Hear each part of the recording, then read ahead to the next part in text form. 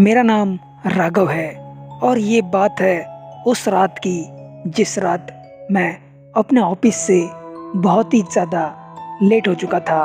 उस दिन ऑफिस में बहुत सारा काम था, इसलिए हम लोगों को वहाँ पर देर रात तक रुकना पड़ा था। उस वक्त रात के 11 बज चुके थे और मैं चलकर अपने घर की तरफ जा रहा था। घर में मेरी बहन अकेली थी, इसलिए मुझे बहुत ही ज़्यादा चिंता हो रही थी। सो मैं एक शॉर्टकट रास्ते से चला गया था।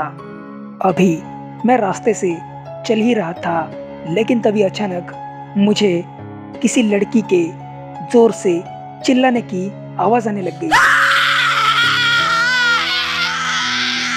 इसलिए मैं उस आवाज़ का पीछा करते करते वहाँ तक पहुँचा और देखा तो एक घर में वो आवाज़ें आ रही थी। मैंने उस घर में डायरेक्ट जाना सही नहीं समझा, इसलिए मैं उस घर की पीछे वाले साइड में चला गया और मैं खिड़की से अंदर का नज़ारा देखने लगा। उसके बाद मैंने सामने देखा तो मेरे होश उड़ गए, मेरी आंखें फटी की फटी रह गई। मुझे खुद पर यकीन नहीं हो रहा था, क्योंकि एक औरत ने एक लड़के के सिर में कुल्हाड़ी से वार किया था और उस लड़के के सिर से बहुत सारा खून निकल रहा था। वो लड़का तड़प रहा था और वो औरत उस लड़के से गुस्से से बात कर रही थी, मर साले मर, इसे लायक है तू। उसके बाद वो औरत रुक गई और उसने मेरी तरफ देखकर कहा, कौन है वहाँ? लेकिन मैं उसके देखने से पहले ही छुप गया था।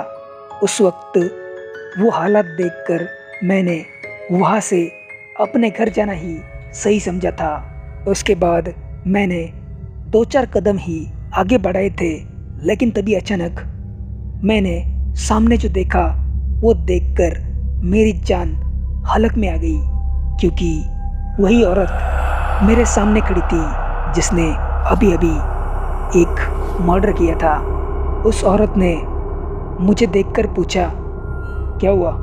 क्या तुमने अभी अभी कुछ देखा? इस पर मैंने डरते हुए कहा, नहीं, कुछ नहीं देखा, मैं ऐसे ही यहाँ से जा रहा था। इस पर उस औरत ने कहा, हाँ, मुझे तुम पर पूरा भरोसा है, तुम यहाँ से जा सकते हो। घर में तुम्हारी बहन इंतज़ार कर रही है, बेचारी अकेली होगी।